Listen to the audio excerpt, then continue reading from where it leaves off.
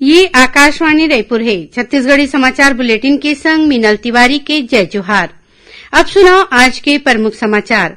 प्रधानमंत्री है टॉय कैथॉन के प्रतिभागी मन संग वर्चुअल माध्यम ले गोठ बात म केहिन की परंपरा और प्रौद्योगिकी आत्मनिर्भर भारत के ताकत हवय। मुख्यमंत्री भूपेश बघेल ह खातू कंपनी मन ला राज्य के कोटा के मुताबिक यूरिया और डीएपी खाद के आपूर्ति करे के दिन निर्देश। और आज संत कबीरदास जी के जयंती में प्रदेश में हुआ थे कतकोन कार्यक्रम। वहीं रानी दुर्गावती के बलिदान दिवस घलो सुरता करेगी। देशभर में 18 बछर ले ज्यादा के सबो लोगन मन बर सरकारी केंद्र मन में फोकट में टीकाकरण अभियान चलाए जाथे। आप मन ले अपील है कि कोविड रोधी टीका जरूर लगवाओ। कोरोना महामारी बर कोनो किस्म के कोताही झन बरतो। जब तक जरूरत नहीं है घर ले बाहर झन निकलो और ये सरल उपाय के पालन करो। मास्क लगाओ, 2 गज के सुरक्षित दूरी बनाए रखो, घेरी बेरी साबुन ले हाथ धोवो। लोगन मन ला कोरोना ले जुड़े जानकारी दे और उखर मार्गदर्शन बर राष्ट्रीय हेल्पलाइन नंबर हवय। छत्तीसगढ़ बर हेल्पलाइन नंबर हवय 104 और 0771 2235 संगे संग राष्ट्रीय हेल्पलाइन नंबर हवय 1075। अब समाचार विस्तार ले। प्रधानमंत्री नरेंद्र मोदी हा किहिन है कि परंपरा और प्रौद्योगिकी आत्मनिर्भर भारत के ताकत हवय। खिलौना के क्षेत्र में देश के क्षमता सरलग बाढ़त है। प्रधानमंत्री हा किहिन की खिलाड़ी मन में अगुवाई करे के गुण समेत आने कौशल होना चाहिए। प्रधानमंत्री हा आज टॉय कैथॉन के प्रतिभागी मन संग वर्चुअल माध्यम ले गोठ बात करीन।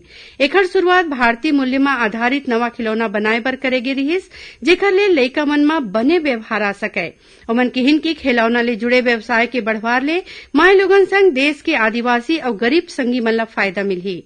फिर ये तभे होही जब हम अपन यहाँ बने खिलौना ला बिसाबो। प्रधानमंत्री हा योग के महत्ता ला बतावत किहिन की नवा किस्म के ये खिलौना योग ला और बढ़ावा दिही। टॉय कैथॉन के 5 जनवरी 2021 ले शुरू हो रहिस। प्रतियोगिता बर 1,20,000 प्रतिभागी मन हा पंजीयन कराए हैं और 17,000 ले ज्यादा जन अपन विचार बताइन। केंद्रीय सूचना और प्रसारण मंत्री प्रकाश जावड़ेकर हा आकाशवाणी और दूरदर्शन ले प्रसारित होवैया समाचार में सुनैया मन के भरोसा करे में खुशी जतईन है। Reuters institute for the study of journalism के डिजिटल रिपोर्ट 2021 के मुताबिक लोक सेवा प्रसारक आकाशवाणी और दूरदर्शन समाचार के संगे संग प्रिंट मीडिया हा श्रोता और पाठक के भरोसा बनाए रखे है। प्रसार भारती के मुख्य कार्यकारी अधिकारी शशि शेखर वेम्पटी है प्रसार भारती के आकाशवाणी और दूरदर्शन के 500 ले ज्यादा इकाई में इलेक्ट्रॉनिक रूप में पूरा काम करैया कर्मचारी मन ला बधाई दिन है। केंद्रीय स्वास्थ्य मंत्रालय हा कहे है कि राज्य और केंद्र शासित प्रदेश तीर अभी 1,89,00,000 कोविड वैक्सीन मौजूद हवय। केंद्र सरकार हा अब तक 30,33,00,000 ले ज्यादा वैक्सीन राज्य और केंद्र शासित प्रदेश ला दे हवय। संगे संग अवैया 3 दिन में 21,05,000 ले ज्यादा टीका देवाए जाही। एती छत्तीसगढ़ में काली 1,58,000 ले ज्यादा पात्र लोगन मन ला कोविड वैक्सीन लगाए गिस। एखर बर राज्य में 3,847 केंद्र बनाए गे रहिस है।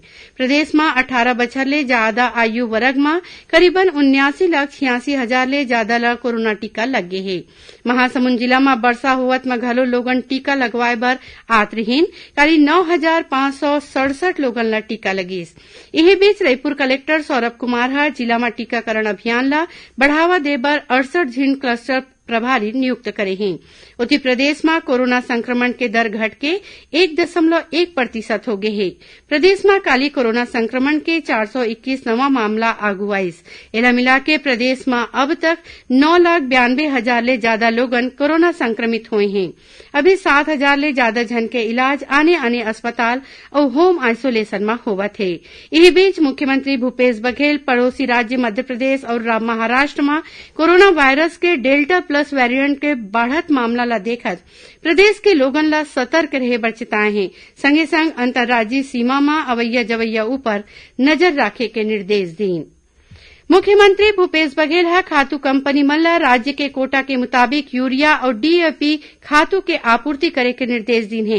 ओमन तय आपूर्ति नहीं होय म जमाखोरी के शिकायत म तुरते कार्रवाई करे के निर्देश दिन। यदि मुख्यमंत्री के निर्देश के बाद अधिकारी मन कोती ले रासायनिक खातू, बीजा और कीटनाशक दवई के गुणवत्ता म निगरानी राखे जाथे। जिला स्तर के अधिकारी अपन अपन क्षेत्र म बीजा, खातू और कीटनाशक दवई के सैंपल लेवत हे और ओखर जांच प्रयोगशाला में करे जावत है। छत्तीसगढ़ी समाचार बुलेटिन आप मन आकाशवाणी रायपुर ले सुनत हव। छत्तीसगढ़ के खबर ले है आपके वास्ता और खबर के विश्वसनीयता ले है हमर वास्ता। आकाशवाणी समाचार रायपुर के प्रादेशिक समाचार बुलेटिन के संगे संग हमार समसामयिक कार्यक्रम आप रेडियो के संग अपन मोबाइल में घलो सुन सकत हव। आकाशवाणी समाचार फेसबुक, ट्विटर और यूट्यूब में घलो हावय। हमार फेसबुक पेज हरे Chhattisgarh news on AIR, Twitter handle CGAIR news और हमार यूट्यूब चैनल हरे छत्तीसगढ़ AIR न्यूज। तो अब रेडियो के संगे संग आपके मोबाइल के माध्यम ले हम आप तक पहुंचत हन। छत्तीसगढ़ के हर खबर पर सुनत रहो आकाशवाणी समाचार। अब आगू बढ़बो बांचे समाचार कोती। मुख्यमंत्री भूपेश बघेल अवैया 15 दिन तक राज्य सरकार के सबले ज्यादा प्राथमिकता वाले योजना खातिर समीक्षा बैठका लिही। एखर शुरुआत काली 25 जून ले होही। ये बैठका में नामांतरण, बंटवारा, सीमांकन और अबूझबड़ में दे जात पट्टा के समीक्षा करे जाही। ऐसने 26 जून के गोधन न्याय योजना, सुराजी गांव, वृक्षारोपण समेत राजीव गांधी किसान न्याय योजना, लघु वनोपज, फलदार और औषधि पौधा लगाए के संगे संग रद्दा तिर वृक्षारोपण योजना के समीक्षा करे जाही। मुख्यमंत्री 28 जून के खनिज और 29 जून के ऊर्जा विभाग के समीक्षा करही। 30 तारीख के मुख्यमंत्री ह मनरेगा में रोजगार, सिंचाई क्षमता में बढ़वार, गौठान, आजीविका केंद्र और नरवा विकास के प्रभाव के संबंध में बैठका लिही। मुख्यमंत्री 1 जुलाई के स्वास्थ्य विभाग के संगे संग गृह, खाद्य, पेयजल, सिंचाई, पर्यटन, शिक्षा, महिला और बाल विकास ले जुड़े काम काज ला देखी। ये जम्मो बैठका में विभागीय मंत्री समेत अधिकारी मन शामिल होही। आज संत कबीरदास जी के जयंती है। ये मौका में मुख्यमंत्री भूपेश बघेल कहिन कि संत कबीर प्रेम, मानवता और समाज सुधारक रहीन। आज अपन रायपुर स्थित निवास कार्यालय में राखे गए वर्चुअल कार्यक्रम में बोलत ओमन कहिन कि छत्तीसगढ़ के लोगन में संत कबीर और बाबा गुरु घासीदास के संदेश के प्रभाव हवय। मुख्यमंत्री ह कार्यक्रम में रायपुर के कुशाभाऊ ठाकरे पत्रकारिता और जनसंचार विश्वविद्यालय के प्रशासनिक भवन के गेट के नामकरण संत कबीर के नाम करे के घोषणा करीन और कबीर द्वार के शिलान्यास करीन। संगे संग संत कबीर का छत्तीसगढ़ किताब के विमोचन खलो करीन। उन्हें मुख्यमंत्री है रानी दुर्गावती के बलिदान दिवस में आज अपन निवास कार्यालय में उखर चित्र में फूल माला चढ़ा के सुरता करीन। मुख्यमंत्री है कहिन कि रानी दुर्गावती के साहस और बलिदान देशवासी मन ला प्रेरणा देवत है। भारतीय जनता पार्टी के प्रदेश अध्यक्ष विष्णुदेव साय कहिन है कि डॉक्टर श्यामा प्रसाद मुखर्जी के पुण्यतिथि ले शुरू हुए वृक्षारोपण के कार्यक्रम अवैया 6 जुलाई तक चलही। राजनांदगांव में पत्रकार मन ले गोठ बात करत ओमन बताइन कि प्रदेश में हरियाली राखे बर भाजपा कोती ले वृक्षारोपण अभियान चलाए जाथे। ओमन कहिन कि राष्ट्र के एकता बर डॉक्टर मुखर्जी के योगदान कभू भुलाए नहीं जा सके। खबर के मुताबिक 6 जुलाई के डॉक्टर श्यामा प्रसाद मुखर्जी के जयंती हवय। यात्री मन के सुविधा ला देखा दक्षिण पूर्व मध्य रेलवे कोती ले अवैया 4 जुलाई ले दुर्ग अजमेर दुर्ग स्पेशल ट्रेन शुरू करे जाथे। जौन 4 जुलाई ले हरेक इतवार के रवाना हुई उन्हें अजमेर दुर्ग स्पेशल ट्रेन 5 जुलाई ले हरेक सोमवार के चलाए जाही। ये बेरा मां गाड़ी छत्तीसगढ़ के दुर्ग, रायपुर, भाटापारा, उसलापुर और पेंड्रा रोड स्टेशन में रुकी। उन्हें रेलवे डहर ले LTT हावड़ा ला 2 जुलाई ले 30 अक्टूबर और हावड़ा LTT ला 4 जुलाई ले 1 नवंबर तक चलाए जाही। और थोरकुन समाचार सारमा राजनांदगांव जिला में डोंगरगढ़ क्षेत्र के ठेलकड़ी में नवा थाना के उद्घाटन करेगी। रायगढ़ जिला के एक प्राइवेट प्लांट में हुए हादसा में घायल हुए एक मनखे के आज इलाज के बेरा मौत हो गए। उन्हें 4 झिन आने मनखे ला बने इलाज बार एयर एम्बुलेंस ले मुंबई भेजे जाही। और महासमुंद जिला के सांकरा में गांजा तस्करी के आरोपी में 2 झिन मनखे ला गिरफ्तार करे गए है। इखर तिरले 10 किलो गांजा बरामद करे गए है। आखिर में प्रमुख समाचार एक घाव फेर प्रधानमंत्री है टॉय कैथान के प्रतिभागी मन संग वर्चुअल माध्यम ले गोठ बात में कहिन की परंपरा और प्रौद्योगिकी आत्मनिर्भर भारत के ताकत हवय।